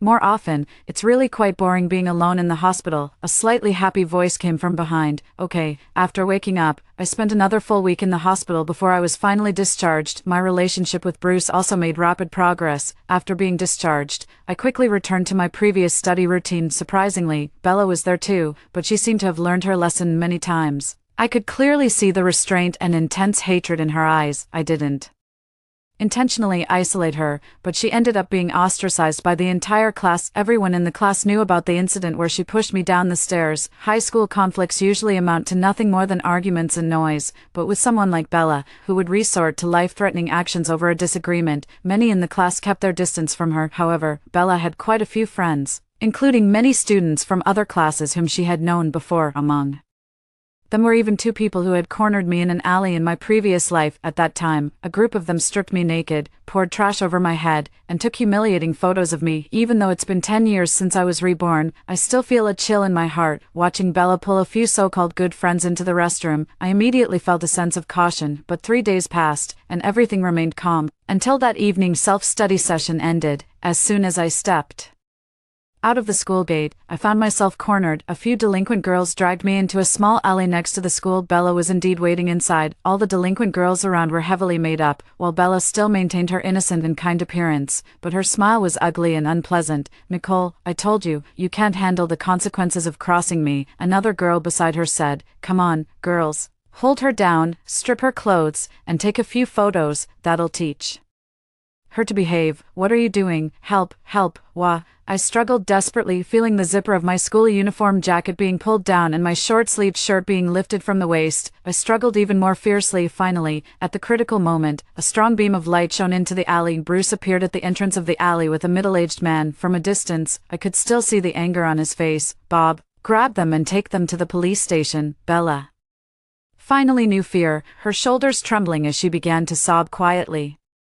Brother Bruce, I was forced into it too. I tried to persuade them not to hurt Nicole, but they wouldn't listen. Bruce sneered coldly. Bella, do you think I'm blind? Go explain yourself to the police. Bruce stepped forward and wrapped me in his coat. Nicole, I'm sorry I'm late. I shook my head, but my body trembled with fear beneath my school uniform jacket. Bruce instantly felt even more heartbroken for me. I never expected Bella to be that kind of person. We were all deceived by her. She hurt you, and this time I won't let her get away with it. Bruce's voice was cold, piercingly icy even in the summer night. Yeah, I'm tired, Bruce, take me back. I pretended to be utterly exhausted and let Bruce help me into his family's car earlier. When I sensed something was off, I had already sent Bruce a message. I didn't expect him to arrive even faster than I had anticipated. Bruce, you've been fooled by Nicole. She's nothing but a bad woman. Bruce, you'll regret it, regret losing someone like me who loves you so wholeheartedly. Only I truly love you with all my heart, Bella shouted after us. Nicole, you will get your retribution. Heh, I'll be waiting to see your downfall. Hearing Bella's words, I slightly curved my lips. Bella, don't worry, no matter what happens to me tonight will only be your end. Bruce dropped me off at the entrance of our residential area. Our neighborhood is an old one, with buildings over a dozen stories high and no elevators. I live on the 5th floor, and I didn't let Bruce go up. After saying goodbye politely, I started climbing the stairs. The old residential area was poorly managed, and the stairwell was cluttered with miscellaneous items. The light in the stairwell flickered on and off, highlighting the dilapidation of the place. Just as I reached my doorstep and was about to take out my keys to unlock the door, I couldn't find them no matter how hard I searched. At that moment, footsteps suddenly came from the 6th floor. Heading downward, 7 or 8 delinquent-looking guys with dyed yellow hair actually came down from upstairs. Their eyes were fixed tightly on me. I turned around and ran downstairs, but those guys were even faster. Grabbing the stair railing, they leaped and landed right behind me. Someone grabbed one of my arms and dragged me backward. Before I could even see who it was, a slap had already landed on my face. Half of his face instantly swelled up high. Run. Why aren't you running now, you bitch? How dare you run, boss? What do we do now? I've observed and asked around. This bitch's parents aren't home lately. Let's open the door and go inside. We'll have some fun at this bitch's house today. My backpack was roughly searched through by someone, a man with a fat face and pimples all over, who couldn't find what he was looking for and punched me hard. Bitch, where's your house key? I shook my head desperately. I can't find it. I was just trying to open the door, but I couldn't find the key. Liar, you're asking for a beating. If you don't tell the truth now, I'll deal with you right here. Really, it might have fallen downstairs. I threw out the trash before coming in, and I might have accidentally dropped the keys along with it, I said, trembling all over. My fear of these people wasn't fake. The nightmare experiences from my past life flashed before my eyes like a revolving lantern. I had still underestimated my own psychological resilience. I thought that if Bruce didn't show up soon, I would have to call upon my evil god, but this time, the heavens finally heard my prayers. Just as a few thugs were discussing sending someone down to find the key, hurried footsteps suddenly echoed from downstairs. You're asking for death. Bruce's voice was filled with uncontrollable anger. Oh, the little lover is here. Perfect. We were just thinking one bitch wasn't exciting enough. Come join us for some fun. If you make us happy, we might just let her go. Bruce's response to the thud was a punch. Bang. The yellow-haired guy's head was knocked sideways, and Bruce's exposed muscles bulged with veins. He quickly got into a fight with several thugs in the narrow stairwell. Bruce was quite skilled, but these thugs weren't just loafing around in society either, fighting one against many. Bruce didn't gain the upper hand and instead sustained quite a few injuries. Bruce fought while retreating, eventually reaching my side, and grabbed hold of me. Can you still run? Yes. Good, let's run down. My bodyguard is downstairs. Bruce kicked the thug at the front to the ground. Afraid of being knocked over by the falling person, he took advantage of the moment when the others dodged to pull me and head downstairs. With Bruce pulling me along, I moved much faster than before. The distance from the 5th floor wasn't far, and just as we were about to exit the building, the bodyguards outside had already heard the commotion and rushed in. A bodyguard with top tier training can handle a few thugs with relative ease. After the men were finally subdued, we were all taken to the police station. The case was processed quickly. These individuals had thought their plan was foolproof, so they hadn't had time to destroy the evidence on their phones. All kinds of chat records, as well as the transactions where Bella transferred money to the thugs, were uncovered. The police conducted separate interrogations and broke them down one by one. Soon, the conspiracy targeting me was exposed. Bella knelt on the ground, crying bitterly. Nicole, I'm sorry. I lost my mind. Can you forgive me? Bruce, it's me, Bella. You helped me before. Can you help me again this time? I'll change. I know I was wrong. Please don't send me to jail. I beg you. Unfortunately, because Bella was a minor and the crime was attempted, she was only sentenced to 5 years in prison, and those hooligans, because of the previous cases they were involved in and this incident, were all investigated and sentenced to prison terms ranging from 3 to 15 years. However, by the time they manage to survive their sentences and get out, they will realize that the outside world is the real hell. 3 years later, Bella was released from prison. The Lynn family had already gone bankrupt, and no one had the energy to pay attention to this daughter who had just been released from prison. Bella suddenly vanished into thin air while walking home alone, back when she and those thugs were fighting like dogs. They had already developed a deep hatred for her. Although the boss couldn't come out because he was serving a prison sentence, it was said that he ordered his former underlings to kidnap Bella on the day she was released from prison. Those people were inherently ruthless. After tormenting Bella for a while, one of the thugs who had been imprisoned because of her used his connections to sell her to Myanmar. I heard that Bella was sold to the Red Mansion, a place where even paying a ransom won't get you out, and she would have to stay there for the rest of her life. After hearing the second story above, what are your thoughts? Feel free to share your opinions in the comments section. Next, there is another similar story. Let's continue to see. To repay a debt of gratitude, I sponsored the school beauty who came from a poor background. I showered her with money and resources, turning her into a famous actress. Yet she remained aloof and indifferent. At the peak of her fame, she falsely accused me of using my power to bully others and forcibly breaking up her and her first love. Only after they conspired to kill me did I realize that the person who saved me back then was not Susan. Starting over, Susan stood in front of me, her eyes stubbornly refusing my help. I spoke calmly. In that case, I won't force you. Don't come here anymore. The girl with delicate features brushed aside her stray hair, looking at me coldly. Strange glances from the surroundings came our way, and whispers filled the air. Is he the rich kid who has been pursuing Susan for over 2 years? So what if he's tall, rich, and handsome? Susan doesn't even look at him. He's a nouveau riche. His parents aren't well educated. They started with a small business. Susan is beautiful and outstanding. Isn't it normal for her to have high standards? The girl standing in the crowd looked even more arrogant upon hearing this. Simon, you should leave. I don't want to accept your charity. I won't sell my soul for money.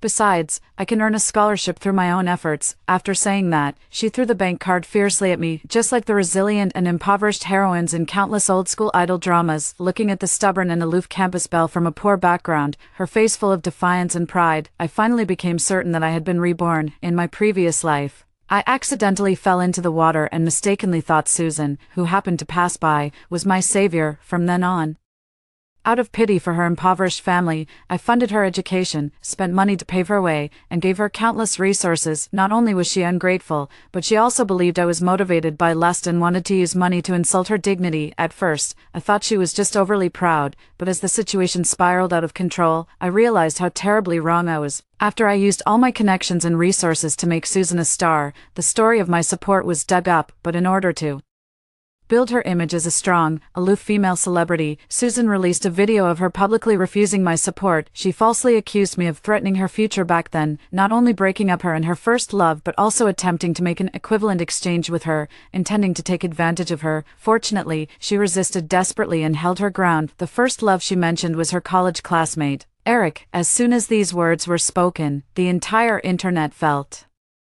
heartbroken over her past and turned their attacks toward the Smith Group. Due to public opinion and firm boycotts, the group's stock hit the daily limit down for several consecutive days. My parents turned gray overnight, and my father even suffered a cerebral infarction and was hospitalized. On my way to the hospital, I lost my life in a carefully orchestrated accidental car crash planned by Eric. The two of them stepped over my corpse and made a fortune. After my death, Miss Lincoln, Lucy, returned to the country to handle my funeral arrangements and seek revenge on Susan and Eric for me. After personally stabbing the two to death, she collapsed exhausted in front of the grave, blaming herself for not having been brave enough to confess her feelings back then. It was only then that I learned Lucy had been the one who saved me back then, and after rescuing me, she was also sent to the hospital due to exhaustion. Unexpectedly, Susan became the first person I saw when I opened my eyes.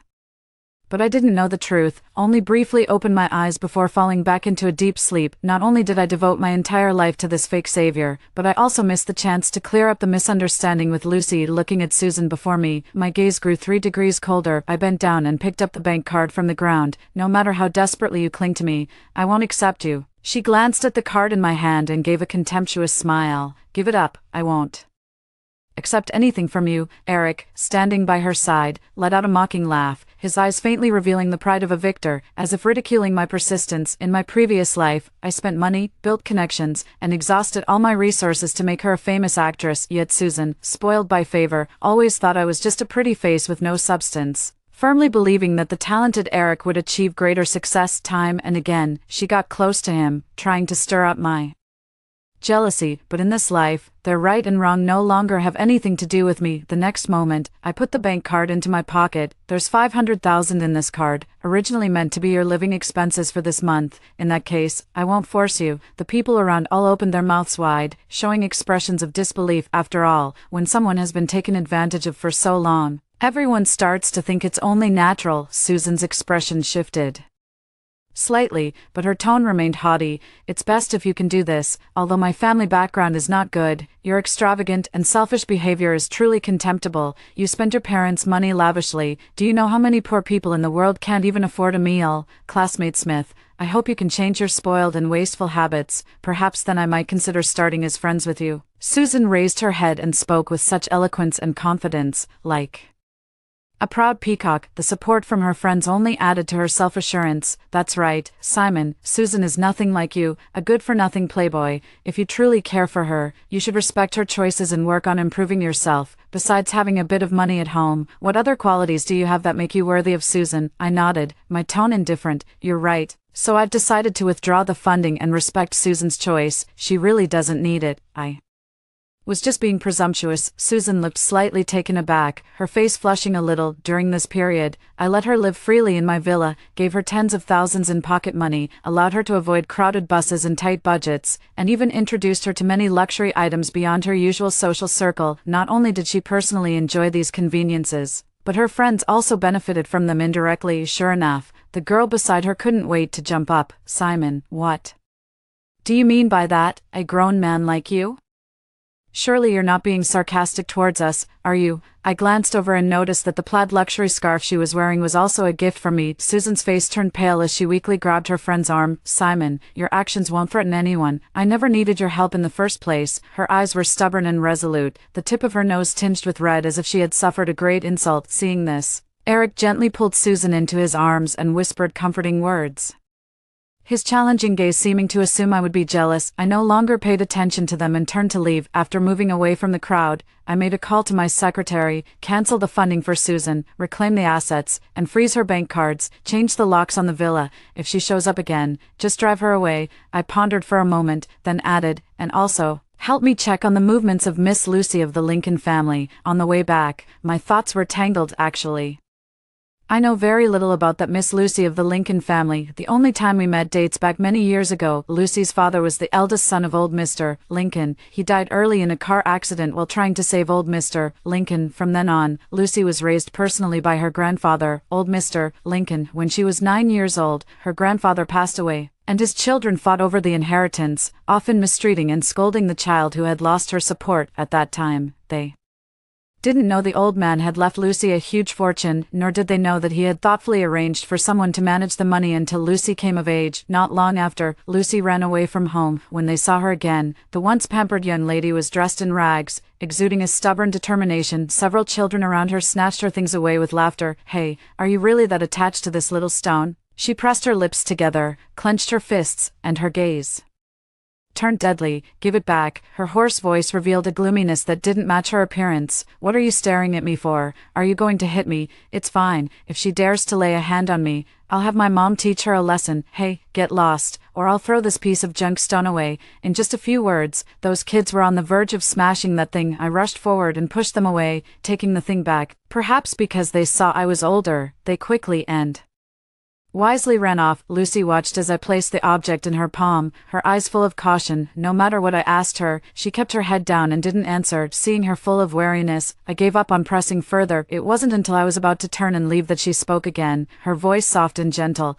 Thank you. That small yet stubborn figure remains particularly vivid in my mind to this day. My thoughts came to an abrupt halt. The butler called, his tone hesitant. Young master, miss Susan returned to the villa and found the lock changed. She's outside making a scene, demanding to see you. I frowned. Didn't I say it already? Don't let her in. But the steward hesitated, his words trailing off. Suddenly, Susan's gloomy voice came through the phone. Simon, do you think using such tactics will make me yield? Remove my number from the blacklist immediately and let me into the Y residence, or I will never forgive you. I asked the butler to turn on the speaker. My voice Calm, this is what you asked for yourself. You wanted to work hard to change your fate, and I gave you the opportunity. She was silent for a moment. I didn't ask you to do it right away, and all my things are still inside the Y residence. You did this on purpose, didn't you? You want to force me to bow my head to you, to make me accept you. Is that it, Simon? You really haven't changed at all. I couldn't help but laugh wryly. So I had to instruct the butler, pack up her things and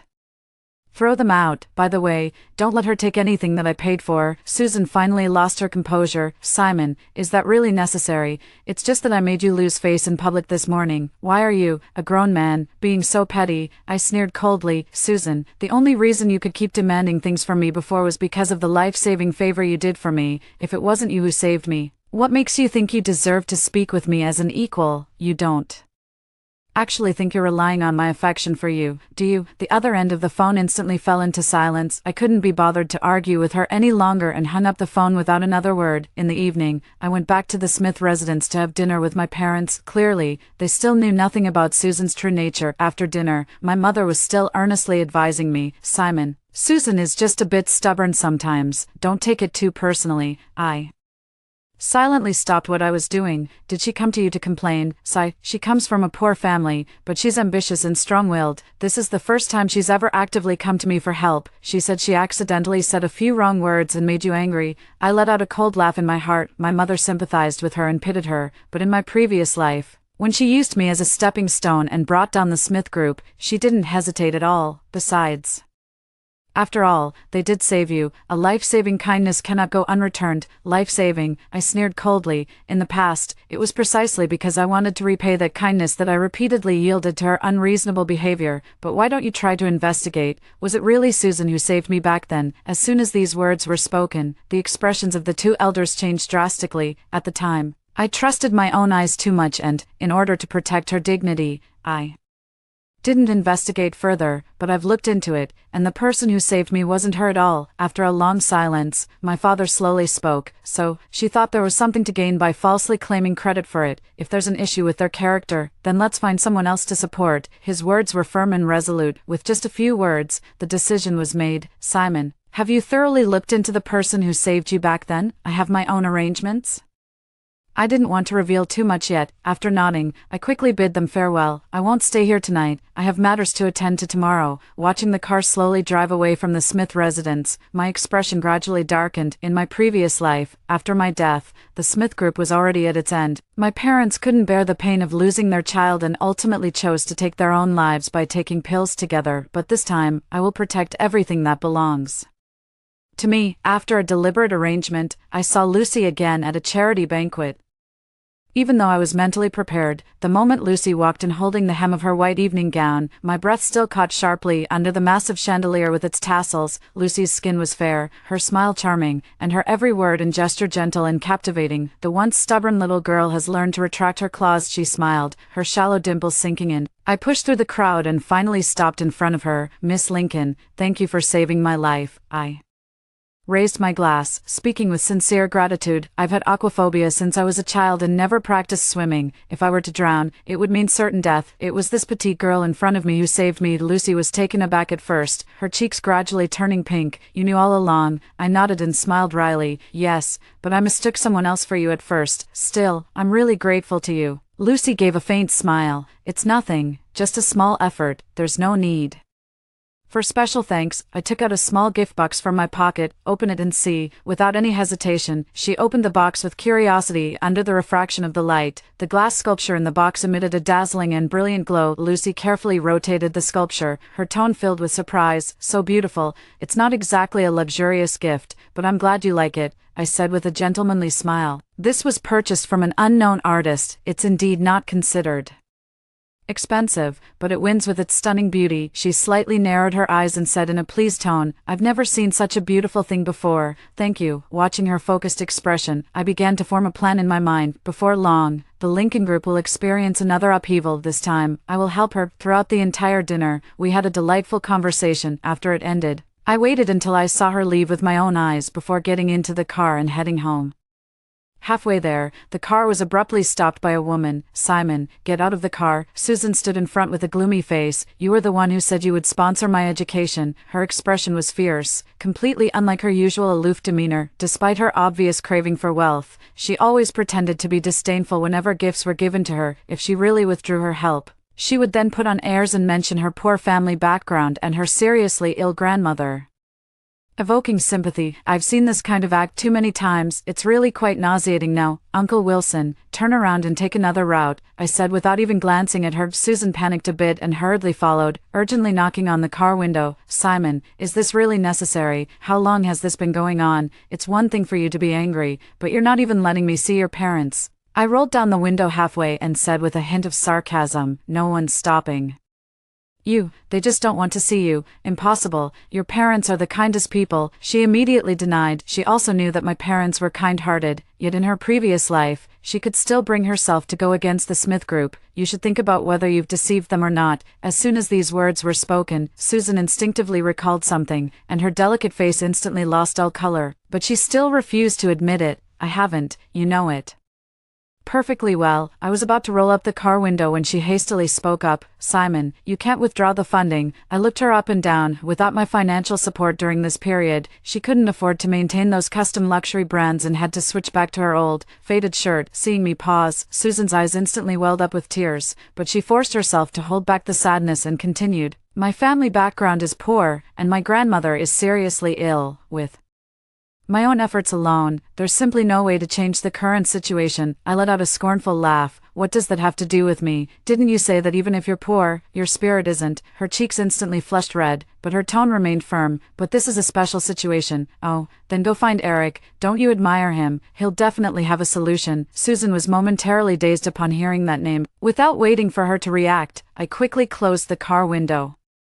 Uncle Wilson stepped on the gas, and my Bentley sped away instantly. In the rearview mirror, Susan stomped her foot angrily, her figure growing smaller and smaller. The next morning, before I could even step into the classroom, Eric intercepted me. "Susan has already humbled herself to come find you. Can't you just help out?" Eric blocked my path, looking puzzled. "Anyway, you're so rich. What difference would it make to support one more person? These two really are cut from the same cloth of shamelessness." I brushed the spot on my clothes where his dirty hands had touched. "It's my money, I can spend it however I want. Who are you to tell me what to do? Do you even have any compassion?" Eric frowned. "Susan has never bowed her head to anyone, and she took the initiative to reach out to you. Do you have to be so petty? Do you know how she's been living because of what you said?" It was right around class time, and more students were gathering around. Susan came around the corner, her eyes red, and carefully tugged at Eric's sleeve, signaling him to stop talking to others. It looked as if I had bullied her. Out of the corner of my eye, I noticed that one of Susan's friends had secretly taken out her phone and started recording. She kept chiming in, saying, "Yeah, even if you're bullying someone with your power, you shouldn't push them to the brink, just because Susan refused to be your girlfriend. You're taking revenge on her like this. This is a setup for me, a determined attempt to morally blackmail me. Since things have come to this, it's better to lay all the cards on the table at once." I only withdrew the financial support. I didn't deprive her of any rights. I cast a cold glance at Susan beside me. "If the family is struggling, then study hard to earn scholarships, apply for financial aid, or take on a part-time job. There are plenty of ways to manage. Why cling to me? Besides, I don't care for this level of quality anyway." As soon as these words were spoken, everyone's expressions turned slightly stunned. It seems they didn't expect me to refute them logically in public. Susan's face also flushed slightly, but she suppressed her humiliation, looking utterly pitiful. "You don't have to insult me like this. I never forced you to help, not before either." "Eric, forget it. He wouldn't understand my difficulties. I'll figure it out on my own. As long as he doesn't bother me in the future, that's fine." At her persuasion, Eric gradually loosened his grip and made way for me. I glanced at them disdainfully and then walked into the classroom by myself. As it turned out, they had a backup plan. That very afternoon, I ended up on the school's confession wall. In the post, I was portrayed as a spoiled, irresponsible playboy who abandoned his lover after having his fun, and Susan was the victim who had been deceived. A few years ago, she saved me from drowning, but I harbored ill intentions toward her and frequently harassed her in private under the guise of providing financial support. I threatened her with the safety of her family. She even posted the flowers and clothes I had given her as gifts, using them as evidence of my pursuit of her. Not only that, but this smear campaign also targeted my parents, spreading rumors that they were of poor character and had a bad family reputation, accusing them of helping me conceal everything and even mistreating her. As soon as the post was published, the number of likes, shares, and comments skyrocketed. I always see him pestering Susan relentlessly. Turns out he's been acting recklessly just because he's rich. What a thankless person we saved. None of that family is any good. I bet their business grew by profiting from others' suffering. Let's all boycott them. Okay, by the way, if this Simon is so despicable, why did Susan accept his support before? Are people upstairs starting to blame the victim again? This Simon is a wolf in sheep's clothing, and his family holds immense power. He must have threatened Susan. It seems they hold a grudge against me and are determined to drag me down. I watched as the comments under this post kept increasing, but I didn't respond. In the afternoon, I made a phone call to my dad. There might be some rumors circulating online recently. I'll take care of them, so you and Mom don't need to worry. In a while, our family will have a new company going public, so I must resolve all of this before that happens. Lucy had probably also heard about me being caught in the court of public opinion and offered to help, but I politely declined. The next day, when the criticism against me on the campus forum reached its peak, I released a video. It was filmed from the perspective of a passerby. In the footage, I was rescued from drowning, unconscious, by a girl with delicate features. The girl didn't have time to give me mouth-to-mouth resuscitation before she fainted from exhaustion. Immediately after, I coughed up the water that was choking my throat and gradually regained consciousness. Coincidentally, a passing girl curiously pushed through the crowd. After opening my eyes, I saw Susan squatting in front of me. She tentatively asked, "Classmate, are you okay?" Then, I passed out again. At this point, the truth has come to light. Back then, I had just been out of life-threatening danger and was in a confused state of mind, so I didn't even notice that her clothes were dry. After the fact, I went to investigate, but there were no surveillance cameras around, so I gave up on getting to the bottom of it. But I never expected Susan to brazenly take credit for the achievements and even become arrogant because of the favor she received. Now she has even gone so far as to repay kindness with betrayal. In addition to this video, I also posted the records of financial support payments over the past 2 years, including the expenses for her grandmother's VIP hospital room and the use of expensive medical equipment, among others. As for the rest, I said nothing, leaving the audience with endless room for imagination. Since Susan could even tell such a big lie, it remains to be seen how much of what she said is actually true. Public opinion quickly shifted. People began to sympathize with me for being deceived, having offered kindness only to be bitten in return. Due to the reversal of public opinion, Smith's market value has started to recover. Susan had intended to extort a large sum from me, but she ended up destroying the persona she had painstakingly built. She has always had a proud personality, which has offended many people. Now that her persona has collapsed, it's natural for people to point fingers at her wherever she goes. Her friends who used to flatter and please her began to distance themselves, and the instructor started deliberately canceling her scholarship eligibility. But that wasn't the worst part, because for Susan, an even bigger blow was yet to come. Since I stopped providing her grandmother with advanced medical equipment and expensive imported medication, her condition quickly deteriorated. The doctor issued a critical condition notice, advising Susan to prepare herself mentally, but in reality, her grandmother suffered from multiple types of cancer, and her organ failure was also very severe. In her previous life, even though I never stopped covering the medical expenses, her grandmother still passed away before Susan became famous. Perhaps because of this, Susan held a grudge against me and became even colder towards me from then on. This time, it seems the timing of the illness worsening has come earlier. However, during this period, Susan had almost completely fallen out with me. Given her personality, there was no way she would ever lower her head and apologize to me. She had no choice but to scrape together money and borrow from others. Her first choice for borrowing money was Eric, as her most loyal admirer. Eric naturally did everything he could, almost emptying out all his part-time earnings and savings. However, Susan's perception of money had already been reshaped by my generous financial support. She felt that Eric was giving too little and even doubted his sincerity in helping her. Amid the arguments, she chose to earn money by working part-time. During half a month of running around, she gradually came to understand the difficulty of making money for her. It might take years of working without eating or drinking just to barely sustain her grandmother's life, just as she was hesitating whether to come and apologize to me. Reality didn't give her much time. Her grandmother couldn't endure the pain of a bone cancer episode and passed away suddenly. Meanwhile, things were not peaceful within the Lincoln family either. The current person in power, Lucy's second uncle, has been in poor health in recent years and intends to have his son take over the group. In the previous life, once the successor secured his position, his first move was to threaten Lucy into handing over the hidden assets and absorbing her shares. This time, I certainly won't allow him to take over the group without any interference. As early as during his evaluation period, I had already dispatched a private detective. At a board meeting, I released a massive amount of shocking news, relying on the evidence I had gathered about the illegitimate child and massive gambling debts of this heir. However, these are clearly not even worth mentioning. Some actions are even teetering on the edge of the law. Once this news breaks, a stock market crash would be the least of the consequences.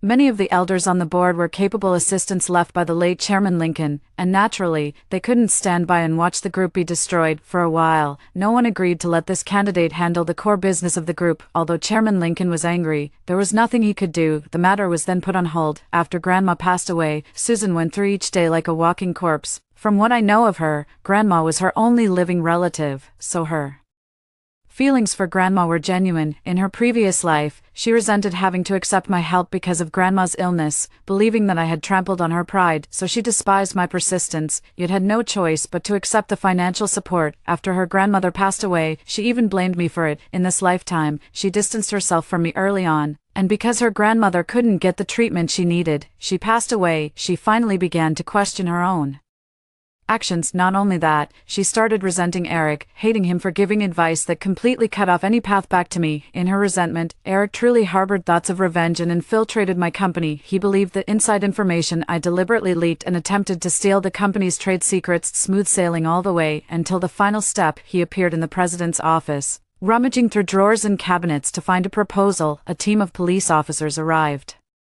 just in time. We received a tip from an informant that you are suspected of stealing confidential information. Please cooperate with the investigation. Eric turned around, his eyes widening abruptly in the glaring light as he gradually began to understand. That face gradually turned pale, completely drained of color. By the time I saw Susan again, Lucy and I had already begun discussing a marriage alliance. In truth, for us, a marriage alliance could indeed provide assistance. More importantly, with the protection of Mr. Smith, Lucy could also ensure the safety of that property. Susan's sudden appearance was something I had never anticipated. Inside the Y residence, stepping back into this magnificent villa, Susan clearly felt somewhat at a loss. "I'm sorry, Simon." Her eyes were slightly red as she murmured softly. I was used to seeing her act arrogantly, but this was the first time she had lowered her stance. I lowered my gaze and continued flipping through the documents in my hand. Even though I couldn't take in any of it, "Mr. Smith, shall I help you drive them away?" The butler stood by the door, whispering as he inquired. Susan quickly spoke up. "Wait, I have something to say. Don't worry, I'll leave right after I finish speaking." I signaled with my eyes, and the butler nodded before closing the door and leaving. The room was silent. Susan was the first to speak. "Simon, I'm sorry, I've done too many things to hurt you, but the recent incident wasn't my doing. It was Eric who took my phone and dug up our past chat records. Even though I dislike you, I have no intention of harming you to that extent." I rubbed my temples, feeling a bit impatient. I've really had enough of these excuses to justify oneself. "Finish talking. Once you're done speaking, leave." Seeing me make a move to stand up, Susan said in a trembling voice, "After Grandma passed away, I had a dream. In the dream, you funded my education, helped me enter the entertainment industry, but I always loved Eric and resented you for not being able to save Grandma's life. I even went so far as to turn against you, harming you and the Smith family." That dream felt so real, as if it had actually happened. After I woke up with a start, I spent a long time alone thinking, reflecting on all you've done for me over the years. Fortunately, dreams are the opposite of reality. None of it has happened yet, and besides, I could never do something so terrible to you, Simon. Now I've figured everything out. Let's let bygones be bygones and start over. Okay. I watched her clench her fingers until they turned white, and let out a scornful laugh. Start over. When did I ever start with you, Susan? The campus belle. You're not deluding yourself into thinking I like you, are you? As soon as these words were spoken, Susan's face instantly turned deathly pale. She persisted, unwilling to give up, and continued, "Simon, I know you're really angry this time. What do I need to do for you to forgive me." Under her astonished gaze, I slowly handed over a gold-embroidered wedding invitation. "I'm just letting you know, you don't need to come." With the wedding date approaching, I shifted my focus to preparing for the ceremony. I heard that after Susan returned to school, her words and actions had become somewhat nearly insane. Not only was she often in a dazed state, but she also tended to overreact easily. The incident started in the school cafeteria, where a boy made sarcastic remarks to Susan, saying that despite all her efforts, she still couldn't keep the rich second-generation guy. He also said she was pretending to be aloof and ended up with nothing to show for it. By this point, Susan was already feeling emotionally unstable and quietly clenched her fists. The people around the boy urged him not to provoke Susan, afraid that he might push her over the edge. However, he didn't believe in superstitions. The more everyone tried to dissuade him, the more